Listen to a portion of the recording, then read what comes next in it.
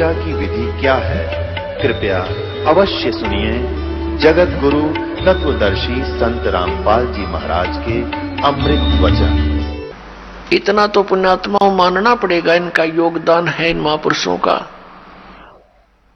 कि शंकराचार्य जी का जन्म उसमें होना एक वरदान सिद्ध हो गया हमारे लिए, क्योंकि उस समय बौद्ध धर्म का बहुत प्रचार हो रहा था और शंकराचार्य जी ने बौद्ध धर्म का उसका विरोध किया था ज्ञान से, झगड़े से नहीं, ज्ञान से विरोध किया था।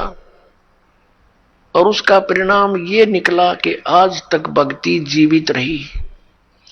यदि बौद्ध धर्म फैल जाता भारतवर्ष में तो पूरा भारतवर्ष नास्तिक हो जाता।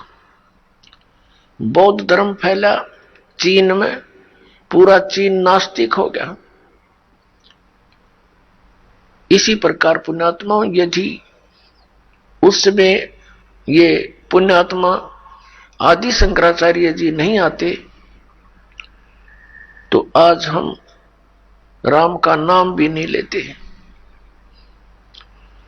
लेकिन बात वही रही कि आसमान से गिरे और खजूर में अटके, फिर लाभ क्या हुआ? शंकराचार्य जी ने हमें क्या ज्ञान दिया कि जीव ही ब्रह्म है। फिर दूसरा ज्ञान क्या दिया कि श्री शंकर भगवान परमात्मा है, विष्णु भगवान परमात्मा है, शिव भगवान परमात्मा है, ब्रह्मा जी परमात्मा है। ये अविनाशी हैं, इनकी जन्म मृत्यु नहीं होती। और ये इनके आदरणीय शंकराचार्यों के ये पूज्य इष्ट भी हैं, रामकृष्ण, श्री कृष्ण और भगवान विष्णु, भगवान शंकर आदि। ब्रह्मा जी की तो पूजा ये करते नहीं। आज का जो सत्संग आपके लिए रहेगा कि सत्संग 21 ब्रह्मांड में नहीं है और सदग्रंथों का ज्ञान इस दास के अतिरिक्त या परमात्मा के अतिरिक्त या उन महापुरुषों के अतिरिक्त जो परमात्मा से परिचित हुए, साक्षात्कार किया उनका, वो चंद महात्मा है। पूरे विश्व में उनके अतिरिक्त पूरे विश्व में ज्ञान नहीं, अध्यात्म ज्ञान नहीं, उनको वेदों और शास्त्रों का ज्ञान नहीं। तो फिर सत्संग खाक करा उनने, उल्टा पाठ पढ़ा दिया। अब आपको दिखाते हैं कि शंकराचार्य जो परंपरा है इसमें क्या पूजा होती है, ये क्या सत्संग सुनाते हैं और किसको ये पूज्य मानते हैं। पुण्यात्माओं, एक विशेष मेहर है मालिक की कि आज मानव समाज को वो सच सुनने को मिल रहा है जिसकी हमें बहुत पहले आवश्यकता थी। फिर भी हम शुक्र मनाते हैं उस परम पिता कबीर भगवान का, जिन्होंने आकर के स्वयं दया करी हम दासों पर और ये तत्व ज्ञान समझा दिया। ये देखिएगा, एक पुस्तक है, एक पत्रिका, मासिक पत्रिका श्री माता, और ये Shri Mata commercials private limited का प्रकाशन, आषाढ़ पूर्णिमा संवत 2066, जुलाई 2009, वर्ष 8, अंक 97, ये इनका यहां से प्रकाशित है। शंकराचार्य परंपरा संपोषिका श्री विद्या साधक साहिका।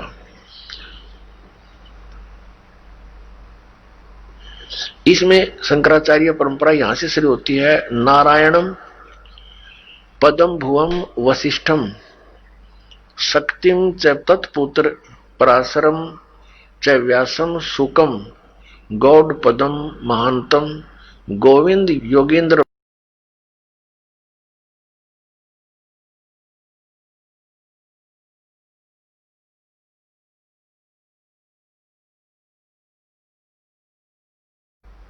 अस्य शिष्यम। अब ये क्या बताया है कि ये इनके पूज्य देव हैं। कौन?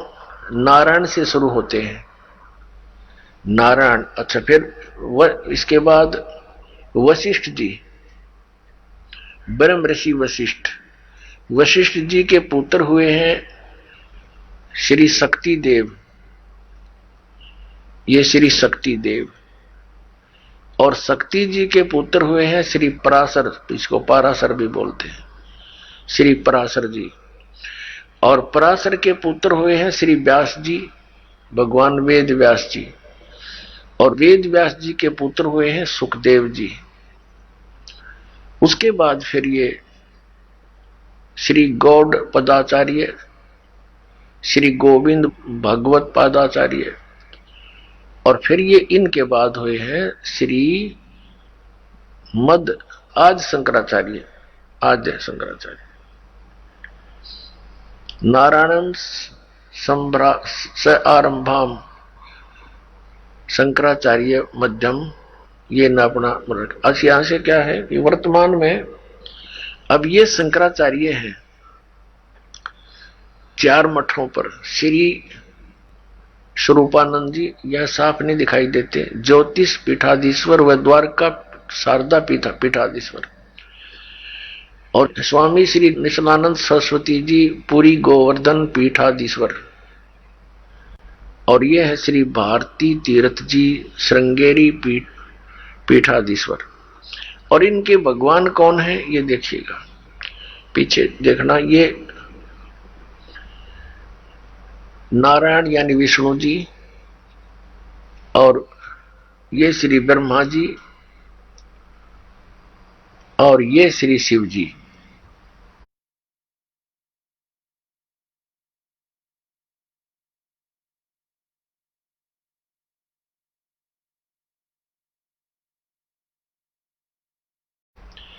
ये इनके पूज्य देव हैं। ये एक पुस्तक है ज्योतिर्मय ज्योतिर्मठ, इसको और दिखाते आपको। ये हैं श्री स्वरूपानंद जी शंकराचार्य, 2 पीठों के पीठाधीश्वर।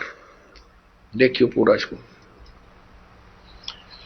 ये है शंकराचार्य जो वर्तमान में 2 पीठों को संभाले हुए हैं, ज्योतिर्पीठ और द्वारका पीठ। अब यहां देखिएगा इसके दूसरे पृष्ठ पे, ये है ज्योतिर्मय ज्योतिर्मठ, ये पुस्तक का नाम है। ये किसके संरक्षक हैं? अनंत श्री विभूषित ज्योतिष पीठाधीश्वर एवं द्वारका शारदा पीठाधीश्वर जगत गुरु शंकराचार्य स्वामी श्री स्वरूपानंद सरस्वती जी महाराज, जिसका आपने ये चित्र देखा, ये है। और संपादक लेखक एवं संकलनकर्ता विष्णुदत्त शर्मा, अध्यक्ष आध्यात्मिक उत्थान मंडल दिल्ली। प्रेरणा स्रोत है श्री शुद्धानंद ब्रह्मचारी जी, मुद्रक हैं फाइन प्रिंट एंड पैक्स। परामर्श एवं सहयोग श्री विपिन बिहारी दत्त रामायणी, श्री पुनीत शर्मा, श्री आशुतोष जोशी। प्रकाशक है अखिल भारतीय आध्यात्मिक उत्थान मंडल, 1/3224 गली नंबर 2, रामनगर तिवारी मंडोली रोड, सादरा दिल्ली। ये इनके फैक्स और फोन नंबर है। अच्छा, इस पे दिखाते हैं आपको 2 नंबर इसकी। अब ये इनका एक पैड है, उसके ऊपर इसने लिखा है पूज्य श्री का संदेश। किसका? स्वामी स्वरूपानंद सरस्वती जी का महाराज। अनंत इनकी देखो उपमा कितनी गजब की है। अनंत श्री विभूषित श्री मद गुरु शंकराचार्य ज्योतिष पीठाधीश्वर श्री स्वामी स्वरूपानंद सरस्वती जी महाराज, ज्योतिर्मठ बद्रिकाश्रम हिमालय संचार यात्रा स्थल। ये इनके हाथ से लिखा हुआ लेख है कि हमारे शंकर शंकर अद्वितीय दर्शन के अनुसार, ये कोई शंकर अद्वैत, ये कोई इनका लेख है जो आदि शंकराचार्य जी का लिखा हुआ अनुसार, भूत भौतिक प्रपंच के मूल में प्रकाश और विमर्श दो पदार्थ हैं जो मणि और उसकी प्रभा के समान परस्पर अभिन्न है। प्रकाश शिव और विमर्श उसकी शक्ति यानी शिवा, शिव और पार्वती ये देखो उसकी शक्ति है। पार्वती और परमेश्वर या त्रिपुर सुंदरी या त्रिपुर सुंदर उन्हीं का अभिव्यक्त रूप है, सब रूप है। शक्ति संलित शिव ही जगत के सर्जन, पालन और संहार में समर्थ होते हैं। हमारा सीधा संबंध शक्ति के उस स्वरूप से है जो जगत का पालन रक्षण करती है आदि आदि। अब ये देखिएगा, ये है श्री स्वरूपानंद जी, ये इनके नीचे लिखा इनका पूरा एड्रेस। प्रातः स्मरणीय पूज्य पाद अनंत श्री विभूषित ज्योतिष पीठाधीश्वर एवं द्वारका शारदा पीठाधीश्वर जगत गुरु शंकराचार्य स्वामी श्री स्वरूपानंद सरस्वती जी महाराज। तब देखो आगे, ये पार्वती जी की पूजा करते हैं। ये क्या बताते हैं? भगवती श्री राजेश्वरी त्रिपुर सुंदरी देवी, इसकी पूजा करते हैं। ये इसका प्रमाण आपके समक्ष है, देखिएगा। और भगवान शिव को भी ये समान आदर से देखते हैं। इसी पुस्तक के हम प्रश्न 9 पर आते हैं, ये ज्योतिर्मय ज्योतिर्मठ, इसी पुस्तक के हम इसके प्रश्न नंबर 9 पर पढ़ेंगे। वर्तमान में इन 4 मठों के 3 अधिकृत शंकराचार्य हैं, ज्योतिष पीठाधीश्वर एवं द्वारका पीठाधीश्वर पूज्य स्वामी अनंत विभूषित श्री स्वरूपानंद सरस्वती जी महाराज हैं, और गोवर्धन पीठाधीश्वर पूज्य स्वामी अनंत श्री विभूषित स्वामी निश्चलानंद जी सरस्वती हैं। और दोया के तो ये हो गए स्वरूपानंद जी, इन दोनों के ज्योतिष पीठ के और द्वारका शारदा पीठ के तो स्वरूपानंद जी, और गोवर्धन पीठाधीश्वर पूज्य स्वामी अनंत श्री विभूषित निश्चलानंद सरस्वती जी महाराज, और श्रृंगेरी पीठ के पूज्य श्री अनंत श्री भारत तीर्थ जी महाराज। ये तीनों ने 4 मठों को संभाल रखा है। अब इसके हम पृष्ठ 11 पर पढ़ेंगे। इसमें आदि शंकराचार्य जी का कुछ संक्षिप्त जीवन परिचय है। आदि गुरु शंकराचार्य संक्षिप्त जीवन परिचय। विश्व वंदनीय प्रातः साधना, अलौकिक मेधा, अद्भुत प्रतिभा, क्रांतिकारी रचनात्मक समन्वयात्मक प्रज्ञा, असाधारण तर्क कौशल आदि आदि। अब हम यहां से देखते हैं कि लगभग 2500 वर्ष पूर्व शंकराचार्य का जन्म चरमराती आस्था के युग में केरल प्रांत में पूर्णा नदी के निकट तट पर कालाड़ी ग्राम में धर्मनिष्ठ नंबूद्री शैव ब्राह्मण श्री शिव गुरु व धर्मपरायण सुभद्रा के घर हुआ। श्री शिव गुरु तैत्रीय शाखा के यजुर्वेदी थे। शंकराचार्य का जन्म शंकर के आशीर्वाद से हुआ, अतः उनका नाम शंकर रखा गया। गुरु परंपरागत मठों के अनुसार उनका आविर्भाव काल, उनका जन्म समय ईसा पूर्व 2508 या 476 वर्ष माना जाता है। 1 वर्ष की आयु में मातृभाषा में भावों का प्रगट, 2 वर्ष की आयु में पुराण कथाओं को कंठस्थ करना उनकी विलक्षण प्रज्ञा का परिचायक था। 3 वर्ष की अवस्था में उनका चूड़ाकर्म संस्कार हुआ। उसके बाद इनके पिता स्वर्गवासी हो गए 3 वर्ष की आयु में। 5 वर्ष की आयु में गुरु ग्रह पढ़ने गए, जहां 8 वर्ष की आयु में ही वेद वेदांगों का पूर्ण अध्ययन कर लिया। अब हम इसको और ज्यादा ना पढ़ें, अब हम आएंगे। आदरणीय आदि शंकराचार्य जी ने 4 मठों की स्थापना की और 10 प्रकार के सन्यासी बनाए, जो उनके द्वारा यानी आदि शंकराचार्य जी के द्वारा दिए गए ज्ञान को आगे प्रचार किया करते थे, और जिससे बौद्ध धर्म का वहां स्टॉप लग गया और इस ज्ञान का पुण्यात्माओं में प्रचार होना प्रारंभ हो गया। और ऐसे जोर शोर से प्रचार हुआ कि पूरे हिंदू समाज में ये ज्ञान आज तक ग्रहण है।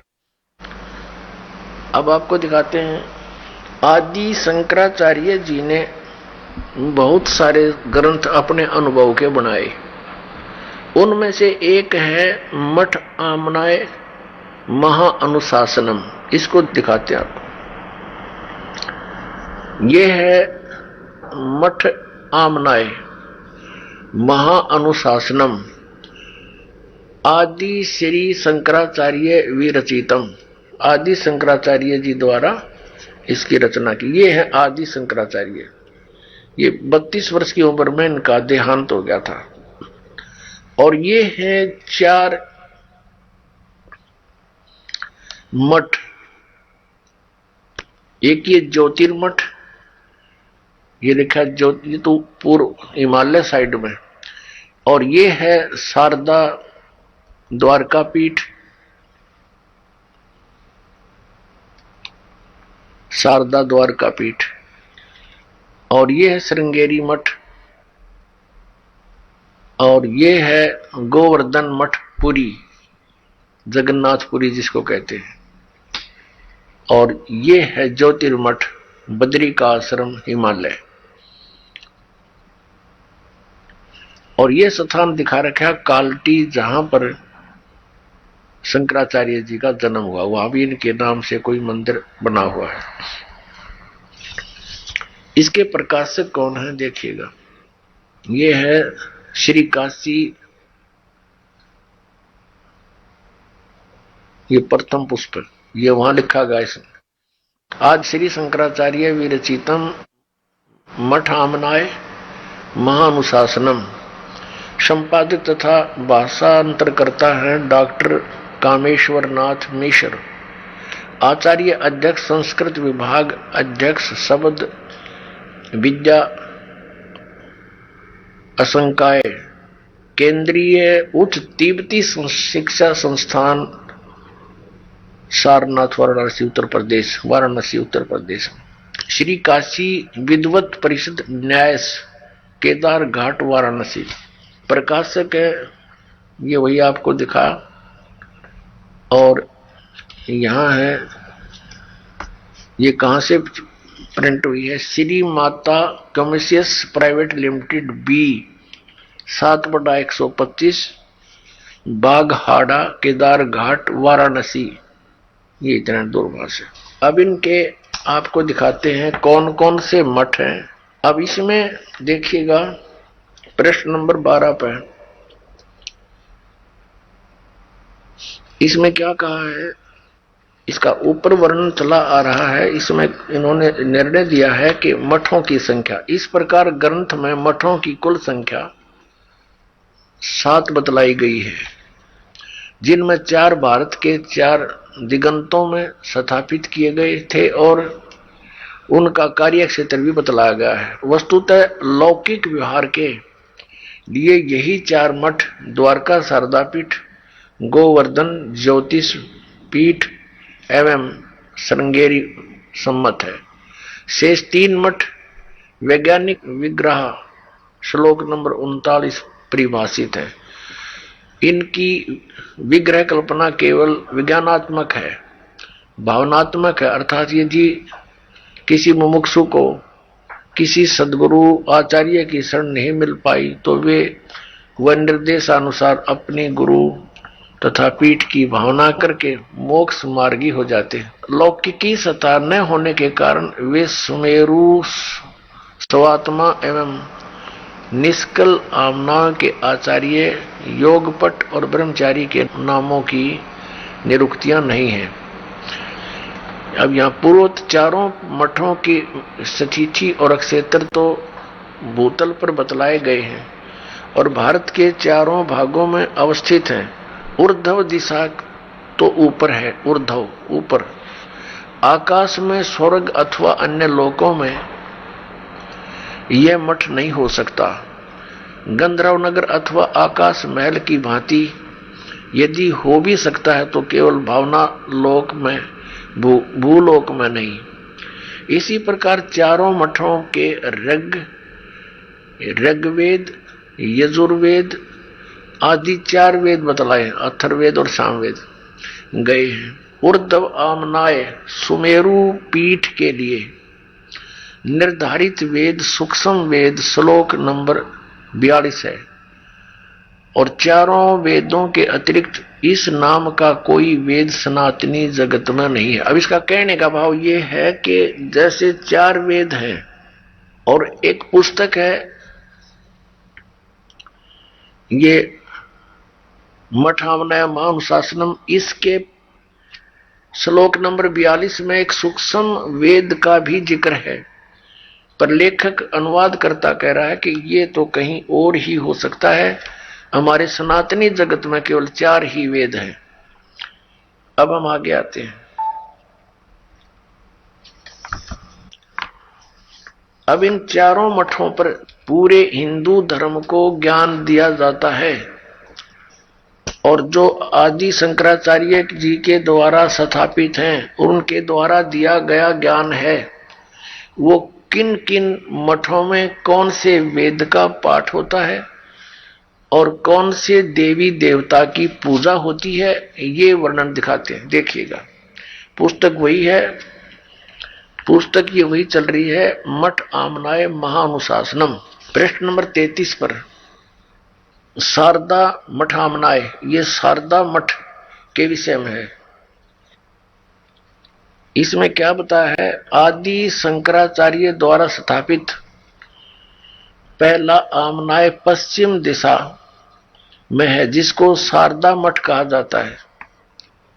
ये आपको यहां दिखाया था, ये है शारदा मठ, ये वाला शारदा मठ, जिसको शारदा मठ कहा जाता है। इसका कीटवार संप्रदाय है, तीर्थ और आश्रम इसके सन्यासियों के पद अर्थात योग पट हैं।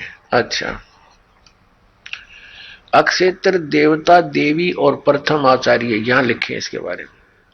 इस अक्षेत्र का नाम द्वारका है और देवता सिद्धेश्वर है, सिद्धेश्वर, और देवी भद्रकाली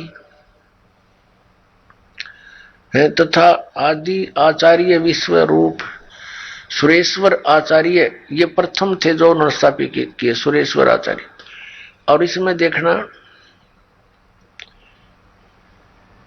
ये क्या लिखा कि निर्मल तीर्थ गोमती है, यहां स्वरूप नामक ब्रह्मचारी साम वेद का वक्ता कहा गया है। इसमें साम वेद का ही पाठ होता है। आगे देखो, ये वही चल रहा है, उसी के बारे में चर्चा चल रही है यह। और इसका महावाक्य क्या है, ये प्रश्न नंबर 35 पर हम आगे हैं। इस शारदा पीठ का महावाक्य है, महावाक्य एवं गोत्र। इस आमनाय का महावाक्य तत्वमसि, तत्वमसि, तत्वमसि है। इसका उल्लेख साम वेद अंतर्गत ये छांदोग्य उपनिषद का 6/8 ये श्लोक है, अध्याय 6 का श्लोक 8। ये छांदोग्य उपनिषद से लिया गया इन्होंने ये तत्वमसि, और यहां इसका निर्णय दिया कि जो तत्वमसि इन तीन पदात्मक महावाक्य रूपी त्रिवेणी संगम में तीर्थ की भावना से स्नान करता है, अर्थात तत्त्वम पदों का शोधन करके महावाक्य के लक्ष्य अर्थ के चिंतन में तल्लीन रहता है, उसे तीर्थ नाम से कहा जाता है। ठीक।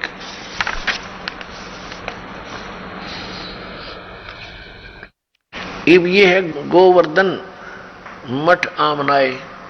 गोवर्धन उस मठ के बारे में जानकारी है। इसमें गोवर्धन मठ माना जाता, यह है कि दूसरा आमनाए पूर्व दिशा में वह गोवर्धन मठ माना जाता है। यहां देखेंगे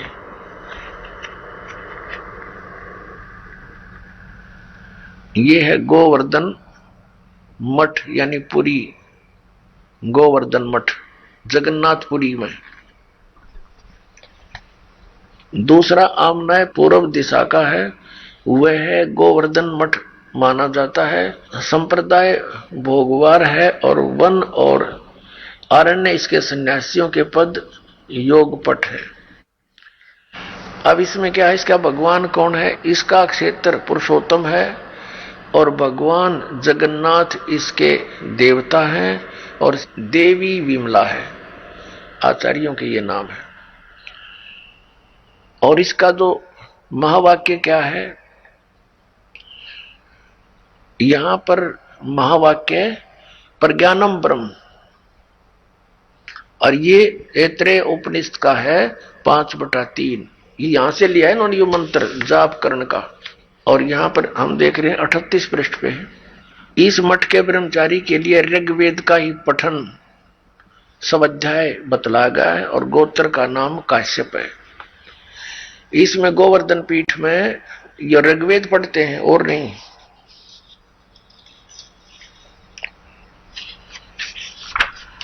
अब ये ज्योतिर्मय ज्योतिर्मठ आमनाय, इसका दूसरा नाम, तीसरा आमनाय उत्तर दिशा का है जो कि ज्योतिर्मठ है, अथवा उसका दूसरा नाम श्रीमठ भी कहा गया है।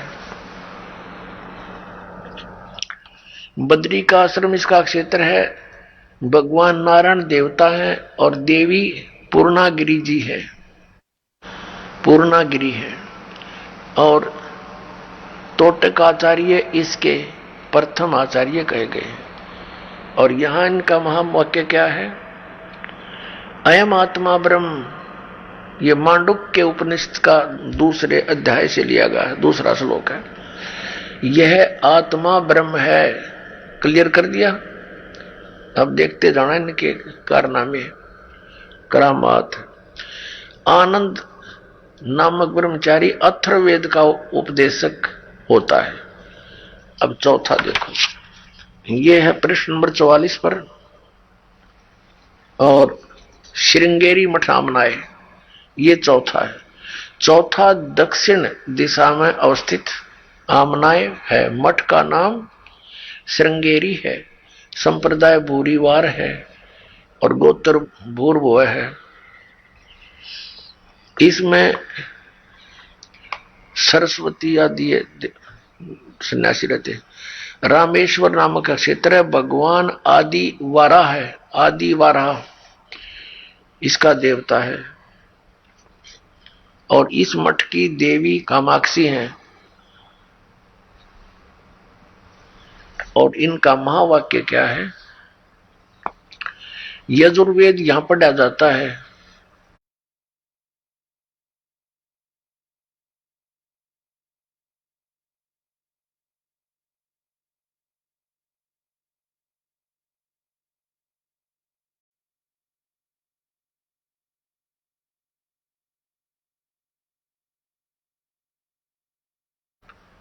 ब्रह्मचारी चैतन्य नाम का होता है और जो यजुर्वेद का स्वाध्यायी होता है, इसका ही महावाक्य अहम ब्रह्मास्मि वरहद उपनिषद का 3/4/10 कहा गया। या इस वरहद उपनिषद से लिया गया यू अहम ब्रह्मास्मि, और नाम वेदों का ले रही है।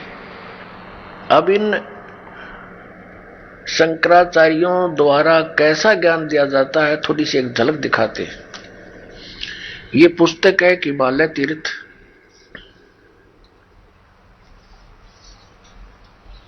जेपी नंबूरी इसके ये लेखक हैं। हिमालय तीर्थ जेपी नंबूरी, उप मुख्य कार्यकारी, श्री बद्रीनाथ केदारनाथ मंदिर समिति, कोलकाता से प्रकाशित है। पहला प्रकाशन, प्रकाशक है रंजू चक्रवर्ती, क्षेत्र A/1, बामा चरण,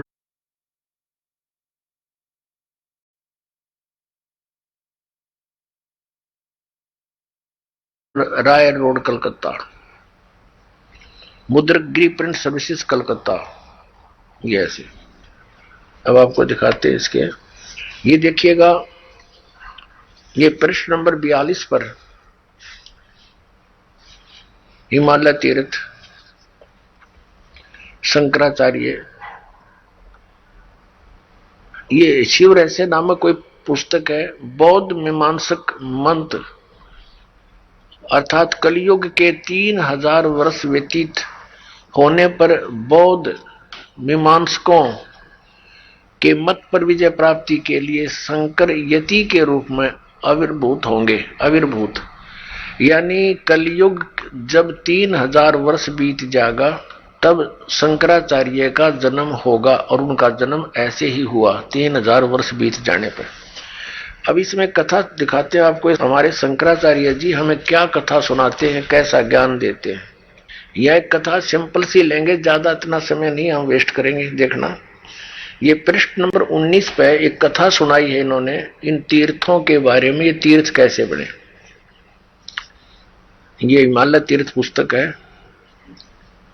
यहां लिखा है कि ये पहले तो उन्होंने और बताई है, नर और नारायण ऋषियों के पश्चात अन्य ऋषि मुनियों व भक्तों द्वारा यह ज्योतिर्लिंग पूजित रहा। एक भगवान ने कोई किसी नर और नारायण नामक व्यक्तियों की पूजा से प्रसन्न होकर ज्योतिर्लिंग की स्थापना की, उसकी ये पूजा करते रहे। उसके पश्चात तत्पश्चात महाभारत काल में पांडवों द्वारा गोत्र हत्या अर्थात महाभारत युद्ध में अपने भाई बंधुओं आदि की हत्या के पाप से मुक्ति हेतु यहाँ पर देवादिदेव महादेव की आराधना की। अपना पाप नाश करने के लिए भगवान शंकर भगवान की पूजा की उन्होंने, ये पांडवों ने। इसी प्रसंग में पुराणों में एक कथा आती है, भगवान वेद व्यास जी की आज्ञा से पांडव केदार क्षेत्र में गए। भगवान महिष यानी भैंस का रूप धारण कर केदार अंचल में विचरण करने लगे। भगवान शंकर ने भैंस का रूप धारण किया और उस केदार अंचल में यानी उस क्षेत्र में घूमने लगे भैंस बनकर। और भीम ने भगवान शिव को मायावी महिषी के रूप में पहचान लिया। अभिनव कहे भीम ने वो पहचान लिया कि ये भगवान शिव है भैंस के रूप में, और वे ऐसा जानकर भगवान शिव महिष रूप में पृथ्वी में समा ही रहे थे कि महाबली भीम ने दौड़कर उनका पिछला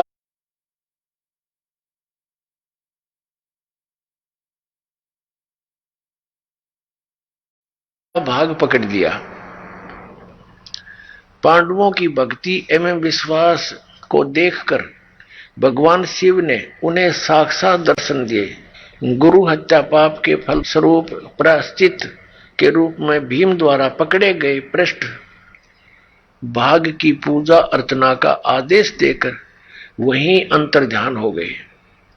पृष्ठ माने पिछला हिस्सा, भैंस का पिछला, मैं बताऊंगा आपको डिटेल से। पृष्ठ भाग ने शिला का रूप धारण किया, पत्थर बन गया, फिर पिछला हिस्सा। अब ये क्या कहना चाहते हैं कि जब इन पांडवों को श्री कृष्ण जी ने आदेश दे दिया था कि तुम्हारे ऊपर एक भयंकर पाप है, जो महाभारत में तुमने बंधुघात किया, गुरुजन मार दिए, कितना अत्याचार किया, इसके मोक्ष के लिए तुम हिमालय में जाओ और वहां तपस्या करो अंतिम श्वास तक। तो क्या कहना चाह रहे हैं ये लेखक कि पांडव वहां पर अपना वो भक्ति कर रहे थे, तपस्या कर रहे थे, साधना कर रहे थे। भगवान शिव आगे वहां पर भैंस रूप धारण करके अन्यों के भीम ने पहचान लिए और भीम दौड़ा तो भगवान शंकर समझ गए उसको, इस कारण से वो पृथ्वी में समान लग गए और फिर केवल पृष्ठभाग यानी पिछला हिस्सा शेष रह रहा था पृथ्वी में। जानते महाबली भीम ने पकड़कर डांट लिया कसूती तरह, और वो फिर इतना बार रह गया, फिर वो पत्थर का बन गया। और कहते भगवान शिव वहां प्रकट हो गए। ये काल का छल है सारा, ये शिव रूप में प्रकट हो गया और उनको कह दिया कि तुम बस इसकी पूजा करो, भैंस के पिछले हिस्से की और टट्टी गोबर के स्थान की भीम पूजा करने ला दिए और वो बन गया तीर्थ स्थान। वो टट्टी पेशाब के पोर्शन का नो कही तुम इसकी पूजा करो और वो तीर्थ बन गया हमारा। क्या देखिए फिर पढ़िए, ये समझ में आओगा। भगवान वेद व्यास की आज्ञा से पांडव केदार क्षेत्र में आए। भगवान महिष यानी भैंस का रूप धारण कर केदार अंचल में विचरण करने लगे। भीम ने भगवान शिव की मायावी महिष के रूप में पहचान लिया, शिव को भैंस के रूप में पहचान लिया। वह ऐसा जानकर भगवान शिव महेश रूप में पृथ्वी में समा ही रहे थे कि महाबली भीम ने दौड़कर उनका पिछला भाग पकड़ दिया। पांडवों की भक्ति व एवं विश्वास को देखकर भगवान शिव ने उन्हें साक्षात दर्शन दिए और फिर गोत्र हत्यार गुरु हत्यार ये के फलस्वरूप प्रायश्चित के रूप में भीम द्वारा पकड़े गए पृष्ठभाग यानी पिछले हिस्से को की पूजा अर्चना का आदेश देकर वही अंतर ध्यान हो गए। पृष्ठभाग ने शिला का रूप धारण कर लिया, पत्थर बन गया वो पिछला हिस्सा, तो पांडवों द्वारा पूजित हुआ। पांडव लाग गए उसने टट्टी पेशाब के पोर्शन ने पूजन ये भगवान, ये थे हमारे शंकराचार्य जी का ज्ञान। ये देखो ये काल का जाल है सारा। आगे फिर जो भैंस रूप में भगवान शिव थे कहते हैं वो पृथ्वी में समा गए, समाने लगे तो पिछला हिस्सा तो भीम ने पकड़ दिया, वो उड़े डट गया। अब आगे कौन कौन से पैर कहाँ गए, मुंह कित निकला जाकर उसका, ये देखियो। ये 19 पृष्ठ पे पढ़ रहे हैं हिमालय तीर्थ के। यहां आ गया अंतर जा रहा है। और वो फिर पिछला हिस्सा पृष्ठ भाग यानी पिछला हिस्सा, ये पिछला भाग है भीम द्वारा पृष्ठ भाग जो है निशिला का रूप धारण कर लिया और पांडवों द्वारा पूजित हुआ। पांडव उसकी पूजा करने लगे फिर पूछड़ की, और तब से आज तक पूजित है। आज तक उससे की पूजा पर लग रहे हैं भक्त। महिष का अगर भाग नेपाल में जाकर प्रकट हुआ, ओहो और जो पशुपति नाथ के नाम से विख्यात हुआ। अरे वाह देवताओं, कहते उस भैंस का अगला मुंह सिर उड़ा निकला जाके कहा, नेपाल में। ओहो, महेश का अगर भाग यानी अगला हिस्सा मुंह सिर नेपाल में जाकर प्रकट हुआ, जो पशुपति नाथ के नाम से विख्यात हुआ। अब वहां पशुपति नाथ के नाम से मंदिर बन गया, लोग वहां पूजन लगे। ये इन हमारे शंकराचार्यों द्वारा दिया गए ज्ञान पर आधारित पुण्यात्मा वो साधना कर रहे हैं। महिष के अन्य 4 भाग कर्म से तुंगनाथ में बाहु, रुद्रनाथ में मुख, मद महेश्वर में नाभि और कल्पेश्वर में जटा। इस प्रकार केदारनाथ को छोड़कर महिष रूपी भगवान शंकर के अन्य 4 भाग केदार क्षेत्र में प्रतिष्ठित हुए। केदारनाथ सहित ये स्थान पंच केदार नाम से विख्यात है।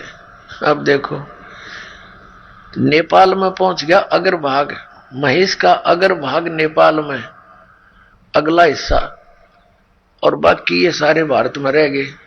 और वो नेपाल में जो पशुपति नाथ की पूजा होती है वह ऐसे इनके बनाए हुए ये अपना विधान है। देखो पुण्यात्माओं, हमने वो साधना करनी है जो हमारे पवित्र वेदों और पवित्र गीता में लिखी है। हम ये नहीं कहते कि ऐसा ना हुआ होगा। भक्ति मार्ग में कोई भी चीज असंभव नहीं होती, क्योंकि ये काल भगवान 1000 कला का भगवान है, सहस्र कला का और सहस्र भुजा का। तो ये भी बहुत प्रबल है, बहुत शक्ति युक्त है, सिद्धियां है इसके अंदर, ये कुछ भी कर सकता है इस प्रकार के भ्रमित करने के लिए। तो हम ये नहीं कहते कि ऐसा नहीं हुआ होगा, ये फिर ये तो यादगार रहेगी। हमने पूजा वही करनी है जो हमारे सदग्रंथ बताते हैं। अब आगे दिखाते हैं महापुरुषों के और क्या विचार हैं। अब देखिएगा, एक पुस्तक है धर्मरथ,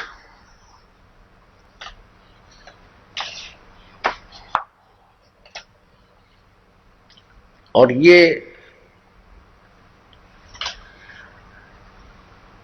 स्वामी रूपानंद सरस्वती जी शंकराचार्य जी बैठे हैं, 2 अनंत श्री विभूषित ज्योतिष पीठ पीठाधीश्वर एवं द्वारका पीठाधीश्वर जगत गुरु शंकराचार्य स्वामी स्वरूपानंद सरस्वती जी महाराज, और ये धर्मरथ के लेखक हैं। ये धर्मरथ पुस्तक स्वामी स्वरूपानंद सरस्वती जी महाराज गोस्वामी तुलसीदास कृत रामचरित मानस में वर्णित धर्मरथ सारगर्भिक प्रवचन, प्रकाशक है इसके स्वामी सदानंद सरस्वती, शारदा पीठ प्रकाशनम, द्वारका, इतने, जामनगर गुजरात, दूरभाष इतने। धर्मरथ ये प्रकाशक मुद्रक है अंबिका अपसेट मीठापुर 36 1345, ये कोई इनका नंबर है। प्राप्ति स्थान यहाँ पर इसकी प्रस्तावना में लिखा है कि धर्मरथ नामक प्रकृत ग्रंथ पीठाधीश्वर अनंत श्री विभूषित श्री मजत गुरु शंकराचार्य स्वामी स्वरूपानंद सरस्वती जी महाराज के मुखारविंद से निश्रित वाक सुधा का सार संग्रह, यानी श्री स्वरूपानंद जी महाराज के द्वारा किए गए वर प्रवचन हैं। ये जो आपको दासब सुनाने जा रहा है। अब देखिएगा इसके प्रश्न नंबर 51 पर, धर्मरथ 51 पृष्ठ में हम यहां से पढ़ेंगे। जड़ बुद्धि में वह शक्ति नहीं जो आत्मा को जान सके, और यदि आत्मा बुद्धि के द्वारा जाना जाता है तो आत्मा हो गया ज्ञेय। ब्रह्म किसी का दृश्य बन नहीं सकता।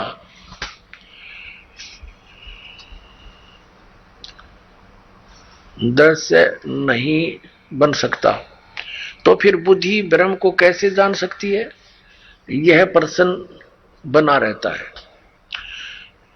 जिसका समाधान हमने संक्षेप में सूत्र रूप में कल सुनाया था, पीछे सुना दिया कि सामान्य बुद्धि उस परमात्मा को जानने में निश्चित रूप से असमर्थ है, परंतु वेदांत शास्त्रार्थ अभ्यास संस्कार जन्य संस्कृत जो बुद्धि है, उस बुद्धि से ब्रह्म का साक्षात्कार होता है। बुद्धि ही विवेक करती है, विवेक करते करते हमें उस स्थिति में पहुंचा देती है जहां जाकर ब्रह्म का साक्षात्कार सहज में ही हो जाता है। ब्रह्म का साक्षात्कार क्या है? जैसे हम किसी मनुष्य को देखते हैं और कहते हैं कि हमने उसका साक्षात्कार किया, आपसे हम मिले, उस प्रकार ब्रह्म से साक्षात्कार नहीं हुआ। फिर कैसा? इस प्रकार ब्रह्म किसी को गोचर नहीं होता, वो दिखता नहीं, इंद्रियों और मन के द्वारा वह नहीं जाना जा सकता। तो ब्रह्म का साक्षात्कार क्या है? वस्तुतः स्थिति यह है कि ब्रह्म को सब जानते हैं। किस रूप में जानते हैं? जिस तत्व के रूप में श्रुतियों ने आत्मा को बतलाया है। आत्मा सबको विदित है। मैं हूं यह कौन नहीं जानता? सब कहते मैं हूं। भगवान के संबंध में तो लोग प्रश्न करते हुए कहते हैं कि महाराज भगवान है कि नहीं? तो हम उनसे यही पूछते हैं कि तुम हो कि नहीं? अगर तुम हो तो भगवान भी है, क्योंकि पहले हमने आपको देखा। मैं कौन हूं? तो अहम ब्रह्मास्मि, मैं ब्रह्म हूं।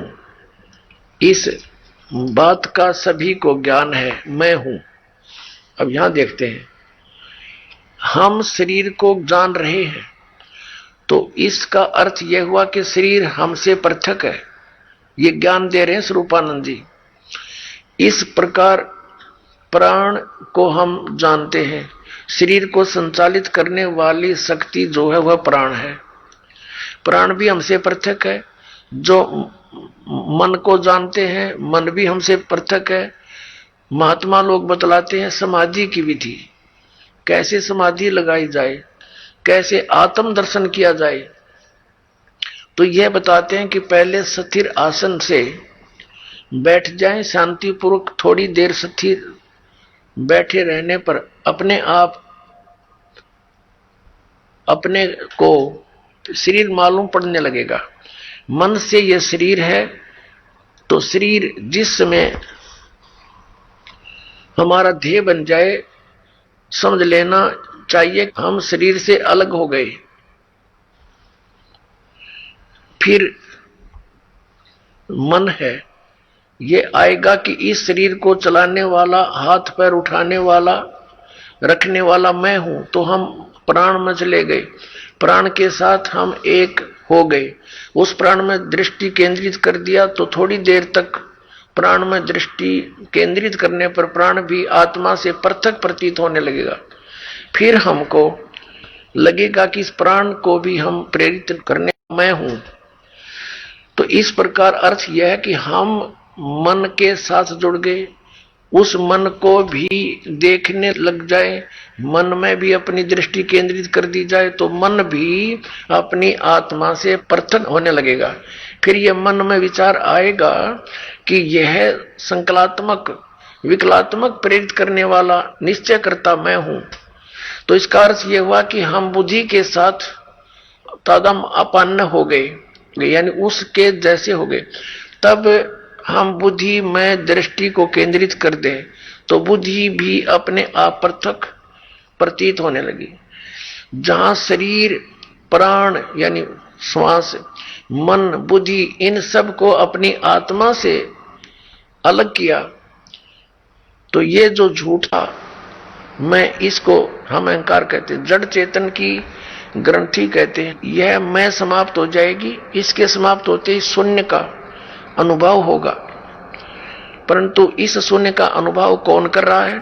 शून्य का भी तो कोई अनुभव करता है, उसके द्वारा। तो जिसके द्वारा शून्य का अनुभव हो रहा है वह शून्य नहीं है, वह पूर्ण है। तो उसमें अपना चित्त स्थिर करके फिर उसको विचलित न होने दे। आत्मा में अपने मन को स्थिर करके कुछ भी चिंतन न करें। इस समाधि में जो अनुभव होगा उस समय वेदांत के संस्कार से युक्त इस अनुभव को समझ लेना कि यही ब्रह्म है। अब इनका कहने का तात्पर्य है कि जैसे हम समाधिस्थ होते हैं, उसमें पहले हम देखेंगे हम शरीर है, शरीर को भी कोई बोल रहा है कि ये मेरा शरीर है। फिर मन को देखते हैं, मन मेरा कोई और बोल रहा है। फिर श्वासों को भी, फिर हाथ पैरों को हिलाने वाला कौन है, वो कोई और है। तो कहते फिर कति शून्य हो जाओ, शून्य में आप कुछ भी ना चिंतन करो, फिर आपको महसूस होगा कि आप कौन हो, हम आत्मा है। तो ये जो आत्मा है ये पूर्ण परमात्मा है। इनका अर्थ ही है कहने का।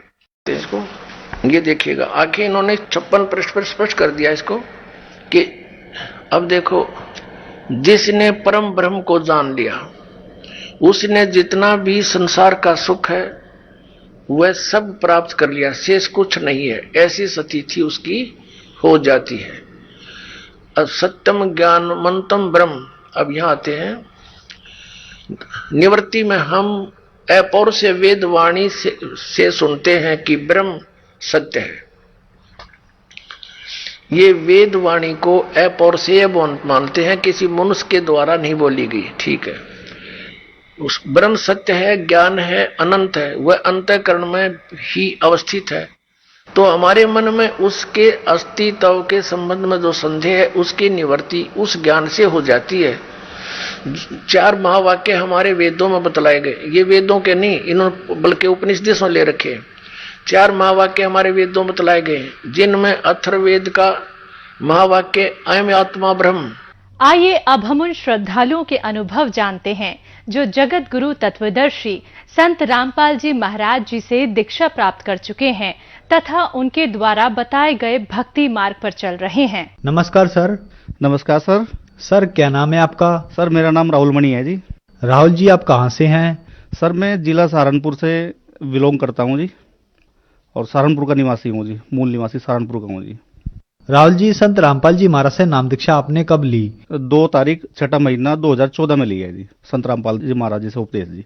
राहुल जी, संत रामपाल जी महाराज से नाम दीक्षा लेने से पहले क्या आप कोई भक्ति साधना भी करते थे?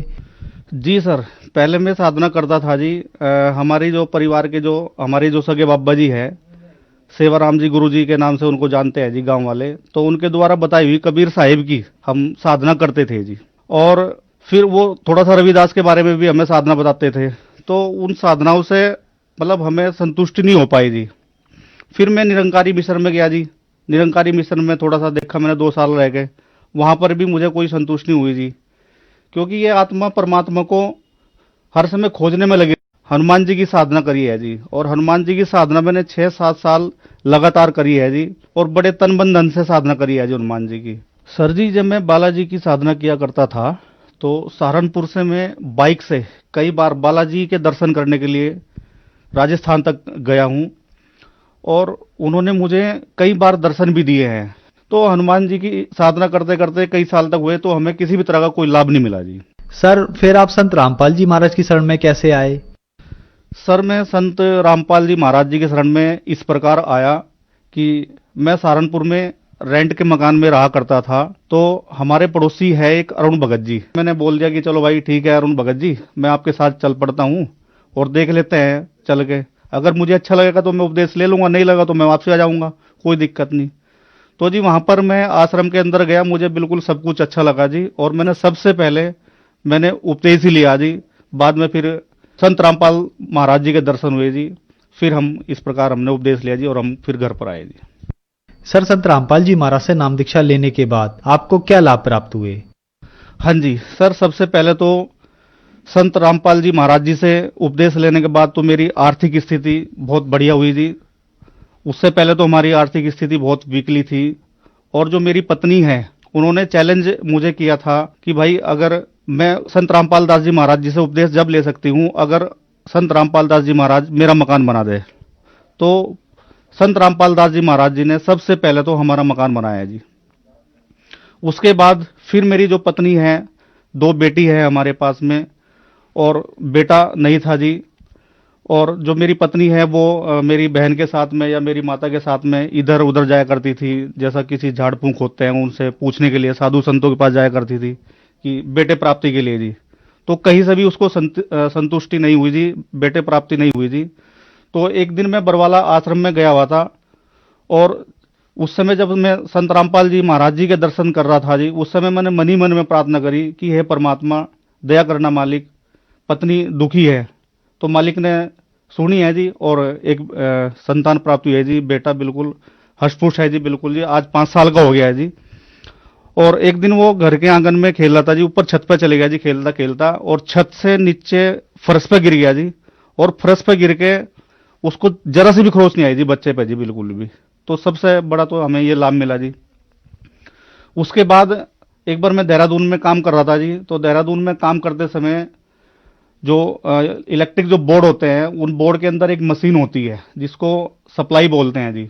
उस सप्लाई के मैं कनेक्शन कर रहा था, तो कनेक्शन करते समय पेचकस लाइन से टच हो गया जी, और जो पेचकस की आगे की जो नुकीली नोब होती है जी, वो लाइट से कट के नीचे गिर गई जी, और मुझे जरा सा भी कुछ नहीं हुआ जी। सेम यही चीज दोबारा मसूरी में मेरे साथ दोहराई गई जी। मसूरी में मैं ऐसा ही काम कर रहा था अपनी टीम के साथ में, वहां पर भी एक 11,000 की लाइन थी जी। और काम करते समय जिस समय हम स्ट्रक्चर को ऊपर उठा रहे थे तो उठाते समय वो 11,000 की लाइन में टच हो गया जी। 3-4 लड़के थे जी वहां पर भी, वो भी गवाह है, वो भी बता सकते हैं, मेरे लड़के हैं जो परमानेंट मेरे पास काम करते हैं। और वहां भी संत रामपाल जी महाराज जी ने हमारी रक्षा करी है जी। सर घर में जो जब हम पति पत्नी रहा करते थे तो पत्नी जरा जरा सी बात को लेकर झगड़ा किया करती थी, कोई बात नहीं होती थी और मतलब मरने जैसी नौबत आती थी जी। कई बार तो मैंने ये भी सोचा कि मैं आत्महत्या कर लूं, लेकिन ये भी मैंने संत रामपाल जी महाराज जी से प्रार्थना लगाई और वो दिन है और आज का दिन है जी, कोई किसी भी तरह का कलह क्लेश नहीं है जी हमारे घर में जी। एक लाभ मुझे और मिला है जी कि जो मेरी टीम है, मेरे पास में कम से कम 20-25 लड़के परमानेंट काम करते हैं उत्तराखंड में, और मैं उनको उत्तराखंड के हरिद्वार, ऋषिकेश, मसूरी और देहरादून, ऐसा कोई सा बार नहीं होगा जहां पर मैं उनको ड्रिंक नहीं कराता था। लगभग उनको मैं एवरीडे शाम के टाइम 5 बजे ऑटोमेटिकली मेरे मन में कीड़ा काटना शुरू हो जाता था कि चलो भाई आज बैठते हैं। और लड़कों, मैं खुद नहीं ड्रिंक करता था, लेकिन मैं अपने लड़कों को कम से कम डेली 5,000 रुपये की ड्रिंक कराया करता था जी काम के चक्कर में, क्योंकि कमा के तो वही देते थे लड़के। तो उनको मैं डेली ड्रिंक कराने के चक्कर में वहां भी मैं लॉस में जाता रहा जी। उसके कारण क्या हुआ कि उनके साथ में जैसा मैं बैठना शुरू हो गया तो मुझे भी थोड़ी सी लत लग गई जी। मैंने बियर पी है उनके साथ में बैठ के जी, और मेरे सर में मसे जैसे हो गए थे जी पूरे सर में। तो मेरी पत्नी को इस चीज की टेंशन होगी, क्योंकि वो सर में से धीरे धीरे फेस के ऊपर मसे आने शुरू हो गए थे जी। और पत्नी कहने लगी अगर ये तो फेस पर जाएंगे, फेस बुरा लगेगा। लेकिन मुझे वहां भी संत रामपाल जी महाराज जी पे पूर्ण विश्वास था और मैंने प्रार्थना करी, और वो मेरे मसे, मुझे नहीं पता आज कहाँ है कहाँ नहीं, भी वो गायब हो गए जी बिल्कुल जड़ से। सर लाभ तो वैसे तो रोजाना मिलते रहते हैं जी। सर क्या काम करते हैं आप? सर मैं एक बिजनेसमैन हूँ जी, और उत्तराखंड में बिजनेस करता हूँ जी। सर आप एक पढ़े लिखे व्यक्ति हैं, बिजनेसमैन हैं, और संत रामपाल जी महाराज के बारे में यह धारणा है कि उनसे उनके अनुयायी अंधश्रद्धा के तहत जुड़ते हैं। सर हम आपसे जानना चाहेंगे, क्या ये बात सही है? जी नहीं, बिल्कुल ये गलत है जी। आज समाज शिक्षित है, सब बच्चे और बड़े सब एजुकेटेड है। आप एक बार जितने भी हमारी होली बुकें हैं या हमारी धर्म ग्रंथ है, आप उनको एक बार खोल के देख सकते हो। आप फिर खुद निर्णय करेंगे कि उनके अंदर क्या लिखा हुआ है। तो ऐसा कुछ भी नहीं है कि कोई भी मतलब व्यक्ति अंधश्रद्धा के द्वारा संत रामपाल दास जी महाराज जी से जुड़ जाएगा जी। सब विश्वास के अनुसार जुड़ते हैं जी। सर पहले आप निरंकारी पंथ में थे, फिर आपने संत रामपाल जी महाराज को अपना गुरु बनाया। अक्सर यह कहा जाता है कि गुरु नहीं बदलना चाहिए, गुरु बदलना पाप है, क्या ये बात सही है? जी नहीं, गुरु बदल सकते हैं। अगर मान लिया मुझे कैंसर है और मेरी फला डॉक्टर से वो कैंसर ठीक नहीं हो रहा, तो क्या मुझे डॉक्टर बदलना नहीं पड़ेगा? डॉक्टर बिल्कुल बदल सकते हैं। जहां मेरा कैंसर ठीक होगा तो वहां उस डॉक्टर को मैं बदल सकता हूं। तो ऐसा नहीं है, जहां लाभ मिलेगा वहां आदमी जा सकता है। और मुझे संत रामपाल जी महाराज जी से लाभ मिला है, इसलिए मैं संत रामपाल जी महाराज जी की शरण में आया हूं जी। सर जो दर्शक आज आपको टीवी पर देख रहे हैं, आप उनको क्या संदेश देना चाहेंगे? सर संदेश तो मैं क्या दूंगा जी, उनसे हाथ जोड़ के विनती करूंगा कि मानुष जन्म दुर्लभ है, मिले ना बारंबार, तरवर से पत्ता टूट पड़ा बहुर न लगता डार। इसलिए समय बहुत कम है, और सभी मनुष्यों से मेरी विनती है, आत्माओं से मेरी विनती है कि जल्दी से जल्दी संत रामपाल जी महाराज जी की शरण में आओ और अपना मोक्ष कराओ जी। सर अब आखिरी सवाल आपसे, संत रामपाल जी महाराज की शरण में कैसे आ सकते हैं? सर कई राष्ट्रीय चैनलों पे सत्संग आते हैं संत रामपाल जी महाराज जी के, तो उन चैनल के नीचे पट्टी चलती है जी, और उस पट्टी पर आश्रम के नंबर आते हैं जी। उन नंबरों के ऊपर आप फोन करके मालूम कर सकते हैं और संत रामपाल जी महाराज जी से जुड़ सकते हैं जी। धन्यवाद सर। सत साहिब जी।